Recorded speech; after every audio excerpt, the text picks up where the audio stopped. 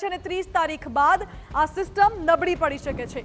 હવે સમાચાર છે અમરેલીથી, જ્યાં દરિયો તોફાની બન્યો છે। જી હા, અસર વર્તાઈ રહી છે।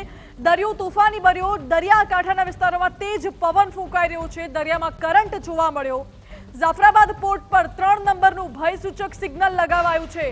એક્સક્લુઝિવ દ્રશ્યો ટીવી 9ની સ્ક્રીન ઉપર આ દરિયાના પીપાવાવ પોર્ટ સાથે જ ધારાબંદર સહિતના દરિયાકાંઠે ભારે પવન ફૂંકાઈ રહ્યું છે। હાલ તો માછીમારોને દરિયો ન ખેડવા માટેની સૂચના આપી દેવામાં આવી છે। દરિયામાં જોરદાર કરંટ જોવા મળી રહ્યું છે।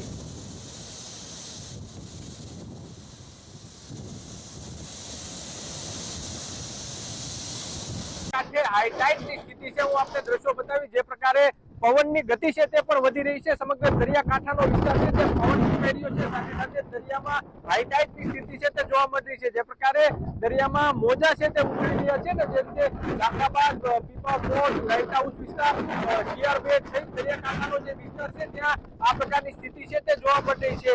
ધીમી ધારે સાર્વત્રિક વરસાદ વરસી રહ્યો છે, ઉપરાંત દરિયાકાંઠાના જે વિસ્તાર છે ત્યાં પવન ફૂંકાઈ રહ્યું છે। ઉપરાંત તંત્ર દ્વારા 3 નંબરનું સિગ્નલ છે તે પણ યથાવત રાખવામાં આવ્યું છે અને માછીમારોને દરિયો ન ખેડવા માટેની સૂચના આપવામાં આવી છે। મોટાભાગના માછીમારો છે તે વતન જાફરાબાદ બંદર પર પહોંચ્યા છે। જે કાઠી ટીવી 9 જાફરાબાદ।